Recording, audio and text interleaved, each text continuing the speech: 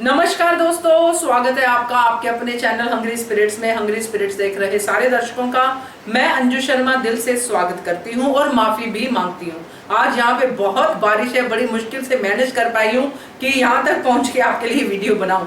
तो आपके आए हैं रिव्यूज आज के एपिसोड के लिए, तो थोड़ा लेट हो जाएगा एपिसोड, उसके लिए मुझे अभी से माफ कर दीजिए। तो आपके रिव्यूज सुनाती हूँ जल्दी से, मगर पहले वही निवेदन, जिन्होंने अभी तक चैनल को सब्सक्राइब नहीं किया है कृपया कर लीजिए। साथ में दोस्तों बेल आइकॉन दबाइएगा ताकि आपको हमारे वीडियोस के नोटिफिकेशन मिलते रहे। नंबर भी नोट कर लीजिए, नंबर जिसपे आपने अपने ऑडियो या वीडियो भेजने हैं, नंबर है 9833155523। इस नंबर पे भेजिए, बनिए हिस्सा अनुपमा के पब्लिक वॉइस वीडियो का। तो सबसे पहले आपको मैं सुनाती हूँ बरखा जी का ऑडियो। नमस्कार अंजू मैम, गुड मॉर्निंग।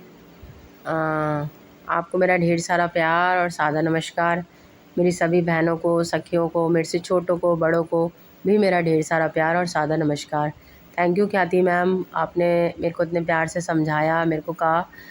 और अंजू मैम, मैं आपसे थोड़ा माफ़ी मांगना चाहूँगी, माफ़ी चाहती हूँ कि मैं शायद थोड़ा सा मतलब कहना तो मैं चाहती थी कुछ और, मतलब मैं अपनी बात मैं कह रही हूँ ना, मैं अपनी बात इन दिनों शायद समझा नहीं पा रही हूँ ठीक से। और उसका रीज़न ये है कि मैं फ़िज़िकली भी परेशान हूँ और मैं मेंटली भी परेशान हूँ। इन दिनों में थोड़ा सा कुछ पर्सनल इश्यूज़ चल रहे हैं। ये पर्सनल पब्लिक वॉइस के प्लेटफॉर्म पे मैं इस बारे में बात नहीं करना चाहती थी, लेकिन मैंने जिस तरह का परसों बात करी तो मुझे ऐसा लगा कि मुझे थोड़ा सा अपनी बात रखनी चाहिए ताकि मैं ये क्लियर कर सकूँ कि ऐसा क्यों हुआ। तो थोड़ा सा फ़िज़िकली और मेंटली दोनों ही रूप से मैं अभी थोड़ा परेशान हूँ। मेरी तबीयत भी ठीक नहीं है और मेरी वॉइस से भी लगा होगा आपको, पिछली बार भी जो मैंने ऑडियो भेजा था उसमें, तो मुझे फ़ीवर भी है और कोल्ड भी हो रहा है। तो इस वजह से तो हो सकता है कि मैं जो कहना चाह रही थी वो तो कह ना पाई ढंग से और पता नहीं क्या कह गई, और शायद मैंने आपको अगर हर्ट किया हो या कुछ गलत कहा हो तो मुझे माफ़ कीजिएगा। मेरा बिल्कुल भी ऐसा कोई वो नहीं था। अनुपमा का आज का मैंने वो देखा और मैं डिटेल में थोड़ा सा कहना चाहूँगी आज, तो थोड़ा आप मेरा ऑडियो लंबा हो सकता है तो प्लीज़ उसे शामिल ज़रूर कीजिएगा अंजू मैम। अनुपमा, मतलब जो अनुपमा सीरियल का नाम है ना, अनुपमा, और पहले जब ये सीरियल स्टार्ट हुआ था, स्टार्टिंग में तो अनुपमा जब स्टार्ट हुआ था तो इसके जो अनुपमा का जो माँ आता था ना एंड में, उसके ऊपर चंद्रबिंदु भी आता था, क्योंकि माँ जब हम लिखते हैं तो माँ के ऊपर चंद्रबिंदु आता है। तो ये जब सीरियल स्टार्ट हुआ था ना नया नया, तब इसमें ये लगा हुआ आता था, लेकिन बाद में इन्होंने इसमें से वो हटा दिया। जब बाद में आगे चीज़ें हुई, वनराज से अनुपमा अलग हुई, डिवोर्स हुआ, सारी चीज़ें हुई, तब वो चीज़ हटा दी गई और अनुपमा की एक जब नई लाइफ दिखाई गई, नई जर्नी दिखाई गई, तो वो चीज़ हटा दी गई। लेकिन सच बात तो ये है कि अनुपमा के नाम में ही माँ है, और जो माँ होती है उसके लिए सबसे सर्वोपरि उसकी संतान होती है, सबसे पहले उसकी संतान होती है। जैसा कि आपने अपने हर वीडियो में कहा है, मैं आपका हर वीडियो बहुत ध्यान से सुनती हूँ, आपने अपने हर वीडियो में कहा है और मेरी सब बहनों सखियों ने भी कहा है कि माँ दुनिया में सबसे बड़ी वो होती है कि दुनिया इधर की उधर हो जाए, चाहे कुछ भी हो जाए, माँ अपने बच्चे पे कोई आँच नहीं आने देती। चाहे उसके लिए माँ को अपनी जान से खेलना पड़ जाए, कुछ भी करना पड़ जाए, माँ अपने बच्चे पे ज़रा सी खरोच भी नहीं आने देती, ज़रा सी उसको तकलीफ़ में भी नहीं आने देती। तो अनुपमा वही माँ है, चाहे तोशु हो, चाहे पाखी हो, चाहे समर हो, अनुपमा हमेशा हमेशा सबके लिए खड़ी रही है। और आज बारी थी अनु की, छोटी अनु की, जिसमें भी अनुपमा की जान बसती। और अनुपमा ने कल अपने एपिसोड को ख़त्म होने पर, कल चालू होने पर एक ही बात कही कि मेरे रुकने का कारण, मेरे वापस आने का कारण छोटी अनु तो थी, मेरी ममता तो थी, लेकिन सबसे बड़ा कारण माया भी थी, क्योंकि वो मेरा गिल्ट था, वो मेरी क्या थी मैं नहीं जानती, पर मुझे माया दिख रही थी और वो बार बार मुझे यही कह रही थी कि मेरी बच्ची को छोड़कर मत जाओ, अनु को तुम्हारी ज़रूरत है, वो तुम्हारे बिना नहीं रह पाएगी, वो मर जाएगी, तुम वापस चली जाओ, उसे एक माँ की ज़रूरत है, उसे तुम्हारी ज़रूरत है, और तुम उसके पास रहोगी तो मैं ना, मेरी आत्मा को मुक्ति मिल जाएगी, वरना मेरी आत्मा ऐसे ही भटकती रहेगी। और छोटी की आवाज़ें कि मम्मी आई नीड यू, मम्मा मैं आपके बिना नहीं रह सकती, और माया की आवाज़ें, मतलब वो सारी चीज़ों ने अनुपमा को इतना झकझोर के रख दिया कि उसको वापस आना पड़ा। हमने ये सब भी देखा, लेकिन गुरु माँ ने जो कल किया, गुरु माँ है, वो गुरु भी है और माँ भी हैं, और उनका जो कल तरीका था वो बहुत ही गंदा था। मतलब इस तरह का तरीका किसी भी गुरु का नहीं होता, लेकिन उनका दिखाया जैसा तरीका, और उन्होंने अनुपमा को साफ साफ ये कह दिया कि मैं तुम्हें अब बर्बाद कर दूँगी, तुम्हें बहुत घमंड है अपने माँ, तुमने माँ होने का फ़र्ज़ तो निभाया, लेकिन तुमने मेरी शिष्या होने का फ़र्ज़ नहीं निभाया। और गुरु के आशीर्वाद में जितनी ताकत होती है ना, उतनी ताकत उसके श्राप में भी होती है। और अब मैं तुम्हें नहीं छोड़ूंगी, तुमने मुझे बर्बाद कर दिया, तुम्हारे इस ममत्व ने मुझे बर्बाद कर दिया, तो मैं तुम्हें अब नहीं बख्शूँगी। लेकिन मुझे वो सीन भी बहुत अच्छा लगा जिसमें सारा परिवार, जब गुरु माँ बोलती है और सारा परिवार आके अनुपमा के पीछे खड़ा हो जाता है, ये मुझे बहुत अच्छा लगा, क्योंकि कि अनुपमा अकेली नहीं है, पूरा परिवार उसके सपोर्ट में है। उसने जो डिसीजन लिया सब उसके सपोर्ट में है। लेकिन आज हमने ये देखा कि शाह हाउस में भी वही बात हो रही है और कपाड़िया हाउस में भी वही बातें हो रही है कि गुरु माँ शांति से नहीं बैठने वाली, वो कुछ ना कुछ तो करेंगी और वो अनुपमा को छोड़ेगी नहीं।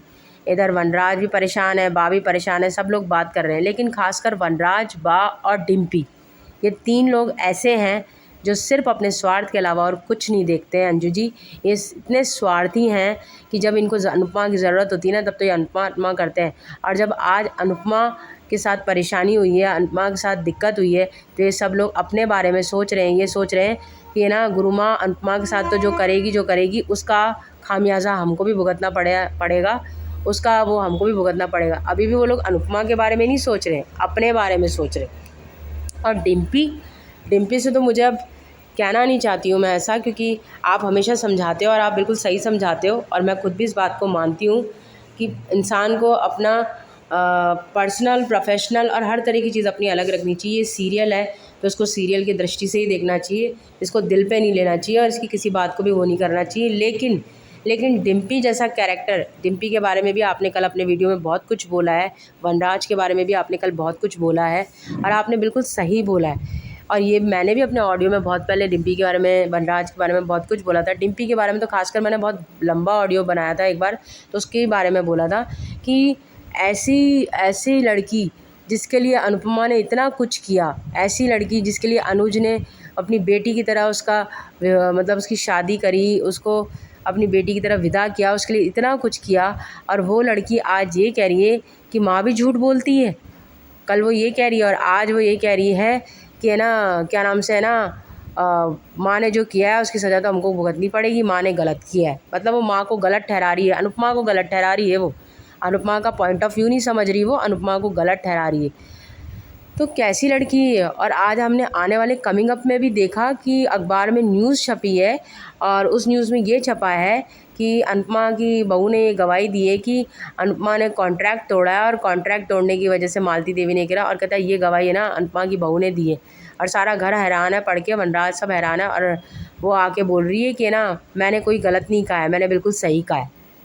तो ये वो डिम्पी है जिसके लिए अनुपमा ने इतनी लंबी लड़ाई लड़ी थी, जिसके लिए अनुपमा ने अपने परिवार की जान, अपनी बच्ची की जान, सबकी जान खतरे में डाल दी थी, जिसके लिए सब कुछ अनुपमा ने एक तरफ कर दिया था, अपना काम वगैरह सब छोड़ दिया था। ये वो डिम्पी है। मुझे हैरानी होती है कभी कभी इस बात की। मैं जानती हूँ आप डिम्पी और वनराज की स्वार्थी, और उसके बारे में आप भी पहले बहुत कुछ बोल चुके हो, मैं भी पहले बहुत कुछ बोल चुकी हूँ, लेकिन मुझे हैरानी होती है ऐसे लोगों पर। मैं मतलब वनराज का और बा का तो मैं इसलिए कहती हूँ क्योंकि वनराज और बा तो कभी सुधर ही नहीं सकते, वनराज बा तो शुरू से ही ऐसे हैं। लेकिन डिम्पी की, जिसके लिए अनुपमा ने इतना कुछ किया, इतना कुछ सहा, आज वो डिम्पी बरखा की इतनी सगी हो गई है, बरखा का उसके ऊपर इतना ज़्यादा इम्पैक्ट पड़ चुका है कि उसको जो बरखा दिखाती है, बरखा जो कहती है, वो वही समझ में आता है, और उसका खुद का कोई विवेक है नहीं क्या? उसको खुद को समझ में नहीं आता। वो अनुपमा को नहीं जानती क्या? वो अनुपमा कैसी है, क्या है? अनुपमा जो दूसरों के लिए लड़ जाती है, दूसरों के लिए कर जाती है, उस अनुपमा पे इतना बड़ा इल्ज़ाम, उसके बारे में ऐसी बात। डिम्पी के बारे में तो मैं क्या बोलूँ, मेरे पास शब्द नहीं है। मुझे उससे हमदर्दी भी नहीं है, मुझे उससे दया भी नहीं है, मुझे उससे नफ़रत सी होने लगी है। अगर ऐसे लोग होते हैं ना दुनिया में, जिनके लिए क्या लोग कहते हैं, तो गलत नहीं कहते कि नेकी कर और दरिया में डाल, तो डिम्पी जैसे लोगों के लिए कारगर साबित होती है कि ऐसे इंसान के लिए हमने इतना अच्छा किया, उसका इतना अच्छा किया, उसका इतना भला किया, और आज वही हमारा है ना, मतलब बुरा करने पे और हमारा वो करने पे तुल चुका है। तो डिम्पी के बारे में तो मैं क्या बोलूँ, मैं शब्द नहीं है मेरे पास। और अब मैं अनुपमा के बारे में 2 शब्द कहना चाहूँगी। चाहे मालती देवी कुछ भी कर ले, मालती देवी ने सोचा, मालती देवी बैठ के सोच रही है और ये कह रही कि अनुपमा को अपने ना ममता पे बहुत घमंड है ना, अब मैं उसका उसी पे वार करूँगी। लेकिन और नकुल भी कह रहा है कि आप है ना अनुपमा की है ना मजबूरी को समझिए, अनुपमा की मजबूरी थी, अनुपमा गलत नहीं है, गुरुमा उसकी गलती नहीं है। और ये तो है कि छोटों का काम तो गलती करने का ही होता है, लेकिन बड़ों का काम उनका माफ़ करने का होता है। नकुल ने यहाँ कितना बड़प्पन दिखाया है और नकुल ने अनुपमा से किया हुआ वादा निभाया है। नकुल ने अनुपमा को कहा था कि मैं हमेशा तुम मेरी बड़ी बहन की तरह हो, मैं हमेशा तुम्हारा साथ दूंगा, हमेशा तुम्हारे साथ खड़ा रहूँगा। और ये होने वाला है, ये होने वाला है आगे मैं कि है ना, नकुल भी जो है वो अनुपमा के साथ खड़ा दिखाई देगा और गुरुमा बिल्कुल अकेली पड़ जाएगी। गुरुमा अभी भी अकेली है, लेकिन आगे भी अकेली पड़ जाएगी, क्योंकि अनुपमा अकेली नहीं है। मैं मानती हूँ कि कुछ एक किरदार ऐसे हैं जैसे कि वनराज, डिम्पी, बरखा, अदिक और क्या नाम से बा, ये अनुपमा के खिलाफ़ खड़े हो सकते हैं कभी भी, और कभी भी कुछ भी कह सकते हैं। लेकिन एक बात और भी सच है कि अनुपमा के साथ खड़े रहने वालों भी लोग कम नहीं हैं। सबसे बड़ी ताकत तो उसकी अनुज है और वो उसके साथ बराबर खड़ा है। और अनुज ने कहा है अपने भाई से कि मैं अनुपमा पे कोई आँच नहीं आने दूंगा, मालती देवी के सामने मैं अनुपमा के सामने ढाल बन के खड़ा हो जाऊंगा। तो हमको अनुज पर तो पूरा भरोसा है, और भी बहुत सारे लोग हैं जो अनुपमा के साथ खड़े हैं। और सबसे बड़ी बात तो अनुपमा के साथ इतने लोग खड़े हैं, लेकिन अनुपमा अपनी लड़ाई खुद लड़ने में सक्षम है। अनुपमा ने इससे भी पहले बहुत लड़ाइयाँ लड़ी है और आगे भी वो गुरुमा से लड़ेगी। और गुरुमा को अनुपमा के आगे घुटने टेकने पड़ेंगे, क्योंकि अनुपमा एक माँ है। गुरुमा ये सोच रही है कि अनुपमा माँ है तो मैं उसकी कमज़ोरी पे वार करूँगी, लेकिन गुरुमा ये भूल रही है कि माँ की कमज़ोरी अगर उसके बच्चे होते हैं तो उसकी ताकत भी उसके बच्चे ही होते हैं।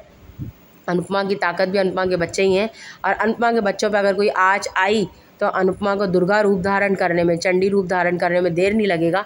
और अगर ऐसा हुआ तो ये चीज़ गुरुमा को बहुत भारी पड़ने वाली है, क्योंकि अभी तक अनुपमा सब कुछ इसलिए स्वीकार कर रही है। और अनुज भी यही बात कह रहा है कि गुरुमा तुमसे नाराज़ है, उनका नाराज़ होने का पूरा हक है, पूरा अधिकार है। तो कहते हैं वो अगर नाराज़गी अपनी जारी कर रही है, वो अपना काम नहीं छोड़ रही, तो तुम भी अपना काम मत छोड़ो, तुम अपना माफ़ी मांगने का काम जारी रखो।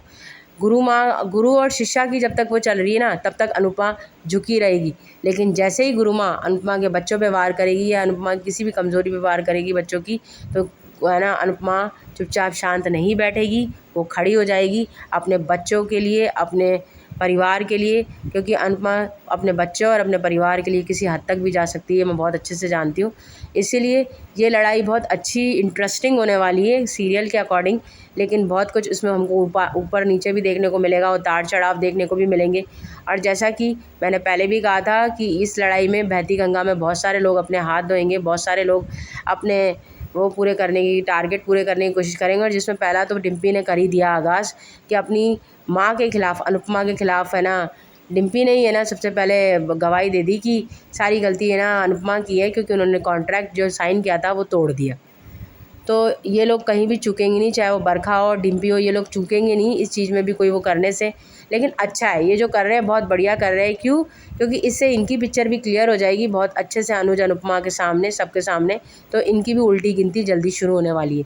और ये बात सच है, आपने अपने हर वीडियो में कहा है कि है ना, अनुज जो है, अनुज का कोई ना कोई गुरुमा से वो कोई कनेक्शन है, और अनुज गुरुमा का ये आगे हमको दिखाएंगे। और जब भी अनुपमा माँ के अकॉर्डिंग और सब चीज़ें समझाती है तो गुरुमा भी इमोशनल हो ही जाती है। तो गुरुमा भी अनुपमा के आगे ज़्यादा दिन नहीं खड़ी रह पाएगी। अनुपमा की ममता के आगे, अनुपमा के इसके आगे गुरुमा को घुटने टेकने ही पड़ेंगे, हार माननी ही पड़ेगी और अनुपमा को माफ़ करना ही पड़ेगा।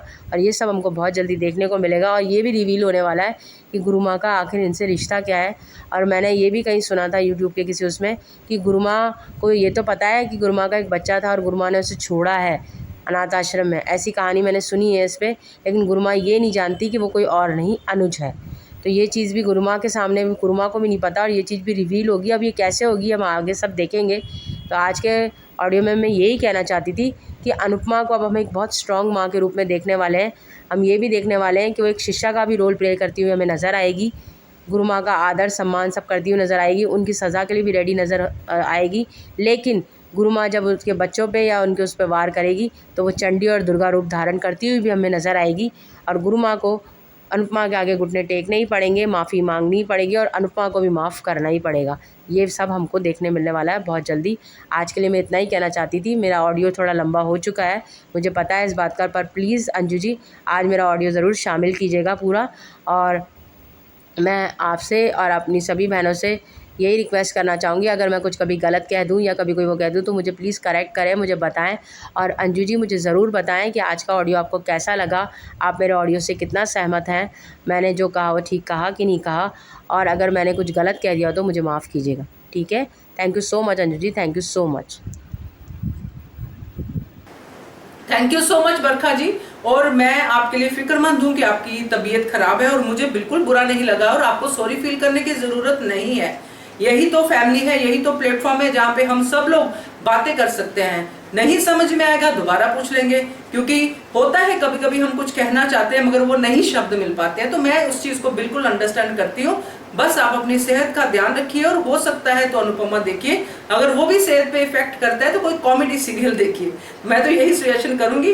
तो बाकी थैंक यू सो मच, आपने मेरी बात को भी अंडरस्टैंड किया। तो आगे बढ़ते हैं, अगला ऑडियो सुनते हैं। Hello, good morning Anju ji, कुमुदनी त्रिपाठी और हमारी सभी प्यारी बहनों को प्यार भरा नमस्कार। अंजू जी, आपके सभी रिव्यू बहुत ही अच्छे होते हैं और आपके जो अनुमान होते हैं वो काफ़ी हद तक सही होते हैं, पर हम अपना ऑडियो पहले ही भेज देते हैं सुबह ही, तो आपके रिव्यू पर अपनी राय हम नहीं दे पाते हैं, क्योंकि मेरी ड्यूटी 8 से 2 होती है और ऑडियो 3 बजे तक ही भेज सकते हैं। तो मेरी मजबूरी हो जाती है, सुबह सुबह ही हम अपना ऑडियो भेज देते हैं। पर आपके रिव्यू बहुत इम्प्रेसिव होते हैं, सच में बहुत अच्छा लगता है और आपके रिव्यू का बहुत इंतज़ार रहता है। बार बार मोबाइल में चेक करते रहते, ड्यूटी के बीच में भी जब टाइम मिलता है तब भी। आज का एपिसोड देखा, अच्छा लगा पूरा एपिसोड। अनुपमा ने अपने अंतर्मन की आवाज़ सुनकर वो नहीं जा पाई और अनुपमा को फ़ोन आना आश्रम से, और अनुपमा का मुंबई में होना कान्हा जी का बहुत बड़ा इशारा अनुपमा को। और अनुपमा छोटी के पास पहुंच गई और वहां पर उसको माया दिखाई दे रही थी, जो कि खुश थी कि अब अनुपमा छोटी का ध्यान रखेगी। सालों पहले अनुपमा इसलिए अमेरिका नहीं जा पाई थी कि पाखी होने वाली थी, और इस बार इसलिए नहीं जा पाई कि छोटी की माँ है और छोटी को अनुपमा की बहुत ज़रूरत थी। अनुपमा और बहुत ज़रूरत थी छोटी को। सपनों के टूटने के दर्द से ज़्यादा अंदर की माँ खुश है। अनुपमा गुरु माँ से माफ़ी मांग रही थी, तो पाखी ने पहल की गुरु माँ से माफ़ी मांगने की। तो एक एक करके सभी ने अनुपमा की तरफ से आगे बढ़े माफ़ी के लिए। बहुत अच्छा लगा ये सीन देखकर, पर अधिक ने हाथ नहीं जोड़े थे। वाह रे गुरु माँ, कैसी गुरु माँ है, कह रही है मैंने बनाया है तो मैं तुम्हें मिटा भी सकती हूँ। वाह क्या बात बोल दी गुरु माँ ने। वाह रे गुरु माँ अपना कहर दिखाएंगी। अरे क्या कह गई, क्या कर लेंगी, हर बात का सलूशन होता है गुरु माँ। माँ की महानता सब ने देखी है, अब माँ की बर्बादी सब देखेंगे। अरे गुरु माँ कुछ तो शर्म करो, कैसा रुद्र रूप है गुरु माँ का। पर गुरु माँ का ये रूप देखकर डिम्पी खुश हो रही है। हो सकता है मालती देवी का साथ डिम्पी दे आगे चलकर। अब शाह फैमिली का असली रूप फिर से देखने को मिलेगा हम सबको। गिरगिट हैं ये सब, गिरगिट भी शर्मा जाए रंग बदलने में, ऐसे हैं शाह हाउस वाले। नाराज़ होना गुरु माँ का अधिकार है और माफ़ी मांगते रहना तुम्हारा अधिकार है। कितनी अच्छी बात कही अनुज ने अनुपमा से।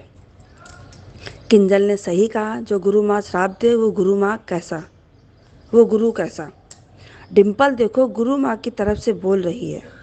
लो बा का चेहरा भी आने लगा सामने कि जो हुआ मालती देवी और अनुपमा के बीच हुआ, इसमें हम सब कहाँ आ गए।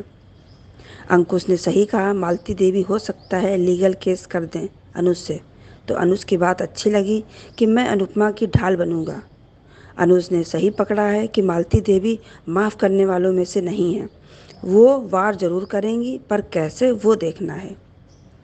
नकुल मालती देवी को बहुत समझाने का प्रयास कर रहा है, पर वो तो चंडी बन चुकी है, वो कुछ समझने वाली नहीं है। मालती देवी कह रही हैं अनुपमा को माँ होने पर गर्व है, तो हर औरत को गर्व होता है माँ होने पर, और कह रही हैं माँ होना उसकी सबसे बड़ी कमज़ोरी है, तो उसी कमज़ोरी पर मैं वार करूँगी। तो एक बात समझ लीजिए मालती देवी जी, जब बात अपने बच्चे पर आती है तब माँ बिल्कुल फौलाद बन जाती है, फिर उसका कोई बाल बांका भी नहीं कर सकता है। और हमको लगता है कि अब नकुल अनुपमा की मदद कर सकता है।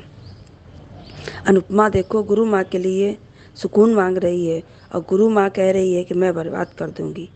प्री कैप में देखा कि डिम्पल खुलकर आ गई गुरु माँ के सपोर्ट में और अनुपमा के खिलाफ, और अनुपमा अभी गुरु माँ को मनाने का प्रयास कर रही है अपने नृत्य के माध्यम से। बा ने सही बोला, डिम्पी के लिए बहू नहीं बर्बादी है। अब समर झेले, बना दीवाना घूम रहा था डिम्पी का, और अनुपमा ने भी खूब साथ दिया शादी कराने में। ना साथ देती और ना ये शादी होती, जो कि अच्छा नहीं किया था अनुपमा ने। अब समर की ज़िंदगी बर्बाद ही है बिल्कुल। डिम्पी और समर दोनों अलग होकर रहेंगे ऐसा लग रहा है। अब आगे सीरियल में देखते हैं क्या होता है। धन्यवाद। थैंक यू कुमुद जी, आपके ऑडियो के लिए। बढ़िया ऑडियो था और मेरी तारीफ करने के लिए भी बहुत बहुत धन्यवाद। तो thank you so much once again. चलिए आगे बढ़ते हैं, अगला ऑडियो सुनते हैं। गुड मॉर्निंग अंजू मैम, महिमा, सादर प्रणाम हमारी प्यारी सारी दीदी को। सुबह की शुभकामनाएं सबको। आज जल्दी भेज रही हूँ क्योंकि आज वो सुन नहीं पाऊँगी, और सुनूंगी तो सिर्फ एग्रीमेंट सुन पाऊँगी, बाद में दे नहीं पाऊँगी। इसी वजह से मैं सुबह सुबह दे रही हूँ। और आज कहना चाहती हूँ, अनुपमा देखकर अच्छा लगा। ऐसा स्टोरी लगा कि मुझे बहुत अच्छा लगा। थोड़ा सा तकलीफ था, थोड़ा सा गम था, थोड़ा सा सही था। हाँ, मैं बताना चाह रही हूँ कि उनके आने के बाद, मतलब गुरु माँ को सारी बात बताने के बाद, बोलती माँ माँ ही होती है। उन्होंने अपनी गलती मानी, सब कुछ करी। उसके बाद पाखी आगे आई। पाखी आने के बाद सारे परिवार आगे आए, हाथ जोड़े, सबको हाथ जोड़ते हुए देखी। बोला शाह परिवार चाहे चाहे कपाड़ियास परिवार, चाहे कुछ भी हो जाए, मैं तुम्हें माफ़ नहीं कर सकती। श्राप देकर आई थी मालती देवी और चुपचाप वहाँ से निकल गई। उसके बाद शाह परिवार भी निकल गए धीरे धीरे करके। सब कोई शाह परिवार अपने घर चले गए। यहाँ पे अनु अपने रूम में, अनु जाते हैं और उन्हें आइस पैक देते हैं, आइस पैक लगाते हैं उनके गाल पे। तो बोले दर्द तो चला जाएगा, पर जब मैं गुरु माँ से जो वादा की थी वो पूरा नहीं हो पाया। स्टूडेंट है, ऑलरेडी तकलीफ़ तो होगी ही, वो तो नेचुरल है। कोई भी अगर टीचर से वादा करता है तो थोड़ा सा तकलीफ़ होता ही है। और इतनी बड़ी सज़ा मिली है तो उन्हें अपने करियर पर भी टेंशन है। और देखिए वनराज भी, भाभी, मतलब पूरा फैमिली ही, पारितोष कह रहा, बल्कि थप्पड़ ही मारने का क्या ज़रूरत था। और यहाँ तक कि केंजल भी कह रही है कि मम्मी को थप्पड़ मारने की क्या ज़रूरत है, गुरु मुनि थोड़ी है कि वो श्राप रख दी तो पूरा हो जाएगा। और यहाँ तक कि भाभी भाभी बहुत टेंशन में है कि कहीं कुछ गड़बड़ ना हो जाए, लेकिन उन्हें भी लग रहा है कि कंफर्म है। और तो और देखिए, वनराज के मुंह से डर काफ़ी है क्योंकि उनके तीनों बच्चे हैं, ज़रूर टेंशन होगा। पर डिम्पल का मेरे को तो समझ में नहीं आ रहा है, वो डाइन है कि चुड़ैल है कि मेरे मुंह से सुबह सुबह ये बात निकल रहा है। Very disappointed.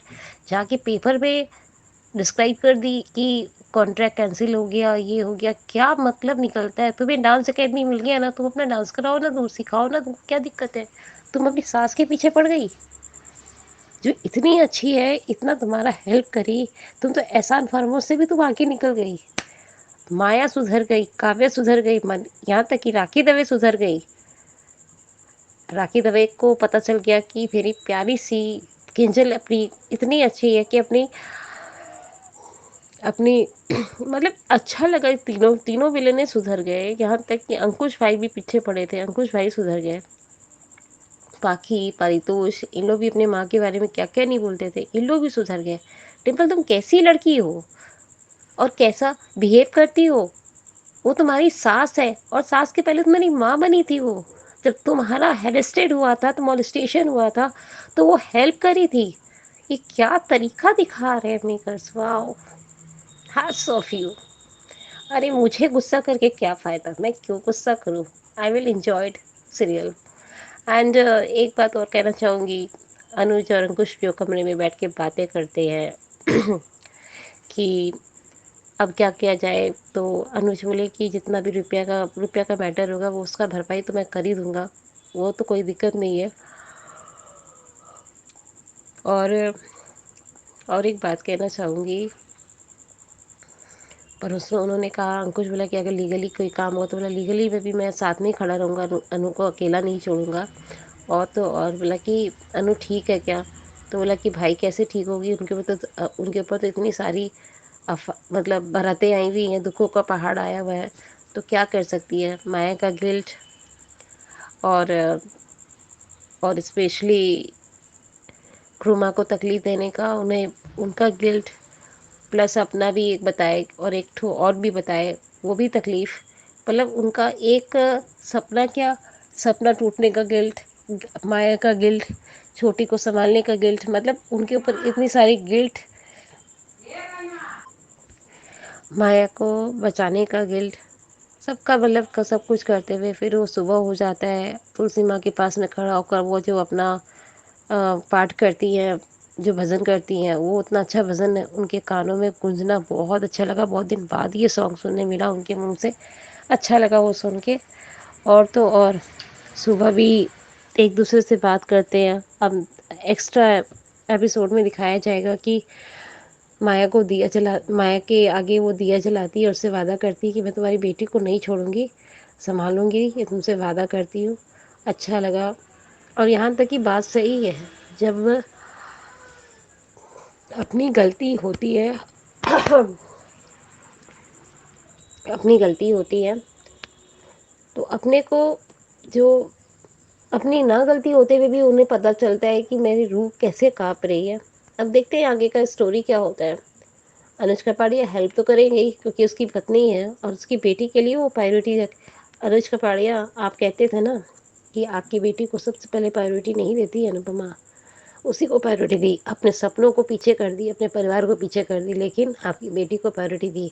अब तो आपको माफ़ी भी मांगनी चाहिए कि ये कोई बड़ा माफ़ी नहीं है, सबसे बड़ा माफ़ी आपको अब मांगना चाहिए कि नहीं अनु, मेरी बेटी के लिए इतना कुछ करी, अभी हमारी बेटी होना चाहिए, मेरी बेटी जब करते हैं ये गलत है। आज मैं खुद डिसअपॉइंटेड इस बात की हूँ कि वो कैसे मेरी बेटी करते हैं, हमारी बेटी बोलना आजकल भूल ही गए लगता है। अनुष्का पाड़िया छोटी अनु को संभालना, देखते हैं आगे का स्टोरी क्या होता है। बस ये चीज़ मैं बताना चाहती हूँ कि आगे का स्टोरी बहुत हार्ड होगा और बहुत चैलेंजेस होगा, कि डिम्पल ने जो पेपर में छपवाई है अनुपमा कपाड़िया के बारे में, कि उन्होंने कॉन्ट्रैक्ट कैंसिल किया है, ये किया वो किया करके मालती देवी का उन नाम उछालने का काम करी है। मालती देवी उन्हें कुछ नहीं लगेगा, पर डिम्पल के कारण उसे और चैलेंजेस बर्दाश्त करनी पड़ेगी। अब तो अनुष्का पांडे को एक्शन में आना चाहिए और डिम्पल को सज़ा देना चाहिए। मेरे ख्याल से डिम्पल को सज़ा मिलना ज़रूरी है, समर से भी, यहाँ तक कि अनुष्का पांडे से भी और वनराज शाह से भी, क्योंकि वनराज शाह थोड़ा बहुत तो रिस्पेक्ट अनुपमा का 1% तो रिस्पेक्ट करता है, क्योंकि मैं देखी हूँ जब बच्चों पर बात आती है, बच्चे गलत करते हैं तो वो माँ के साथ खड़ा रहता है, ना कि बच्चों के साथ। आजकल मैंने ये देखा है कि जब पारितोष गलती किया था तब भी अनुपमा के साथ खड़ा था वो। बाकी ने गलत किया था, हाँ थोड़ा तकलीफ हुआ था, तब भी वो अनुपमा के साथ खड़ा था। मैं देख रही हूँ कि स्टोरी में वनराज जब बच्चे की बात आती है तो माँ के साथ ही खड़ा रहता है, बच्चे के गलत चीज़ में खड़ा नहीं होता। अब समर के सामने उन्हें खड़ा होना चाहिए कि ये क्या तरीका है तुम्हारी पत्नी का, कि उसने बात उठाया, और अब बात तो एकदम सही बोल रही है। ये लड़की शाह परिवार की बहू बनने लायक थी नहीं। काव्या को देखिए कैसे करते करते करते वो सीख गई। अब बोलते हैं ना कि ससुराल में जब बहू पैर रखती है और बहू का घर में प्रवेश होता है तो उसी परिवार में ढल जाती है। लेकिन यहाँ तो उल्टा ही दिखा रहा है कि डिम्पल तो परिवार में ढलना तो दूर की बात है, बर्बादी लेने आई है। उससे ज़्यादा तो कुछ बोल नहीं सकती डिम्पल के। प्लीज़ गॉड, कृष्णा जी, कान्हा जी, मेरे गिरधर गोपाल, गणपति जी, आपसे भगवान की दया से मैं रिक्वेस्ट करती हूँ कि प्लीज़ अनुपमा को ताकत दीजिए, शक्ति दीजिए और ये लड़ाई जल्दी ख़त्म हो जाए तो बहुत अच्छा रहेगा। प्लीज़ प्लीज़ प्लीज़ भगवान जी दया करिए प्लीज़। ये महिमा का ही बात मान लीजिए, और किसी का बात नहीं मानना तो मत मानिए, पर मेरा बात मान लीजिए। मेरी अनुपमा को अकेला मत छोड़िएगा, उसे साथ खड़े रहिएगा और सही का साथ दीजिएगा प्लीज़। भगवान जी आपकी भक्त है। कान्हा जी ध्यान रखो। Bye ma'am. हमारी दीदी शबनम दीदी, ख्याति दीदी, हाँ ख्याति दीदी मेरे को बोल रही थी कि महिमा अपना ध्यान रखो और अपना संभालो, बड़ा स्ट्रीच हुआ है, ऑपरेशन हुआ है, इतना ताकत नहीं लगाना है, इतना टेंशन नहीं लेना है, तो रिलैक्स करके मैम मैं कोई टेंशन नहीं लेती हूँ। कोई टेंशन नहीं लेना, कोई कुछ नहीं करना, मैं चिल कर रही हूँ। मुझे कुछ नहीं होने वाला और मैं एकदम खुश हूँ। अनुपमा प्रोग्राम मैं एंटरटेनिंग के लिए देखती हूँ, ना कि अपना सर दुखाने के लिए देखती हूँ। हाँ, जब देखने का मन नहीं होता है तो नहीं देखती हूँ। मैम का जो एडिट आता है, अंजू मैम जो एडिट देती है वो सुनती हूँ मैं, और उसके बाद मैं रिप्लाई करती हूँ। आज मैंने देखा है इसलिए मैंने जवाब दिया है। प्लीज़ मेरी प्यारी दीदी मेरी टेंशन मत करिए और आप लोग चिल करिए, आराम से एंजॉय करके प्रोग्राम देखिए। थैंक यू, बाय बाय, ध्यान रखो और हमारी अंजू दीदी खुश रहिए। प्लीज़ मैम, आपकी आंखों में आंसू अच्छे नहीं लगते, मैंने भी देखा था। प्लीज़ प्लीज़ प्लीज़ मत रोया करिए ना, अच्छा नहीं लगता है। हम लोग ही काफ़ी हैं, आपके मुंह पे स्माइल बने रहे। काफ़ी काफ़ी प्लीज़ प्लीज़ प्लीज़ प्लीज़ हंसा करिए। Anju ma'am, I love you to.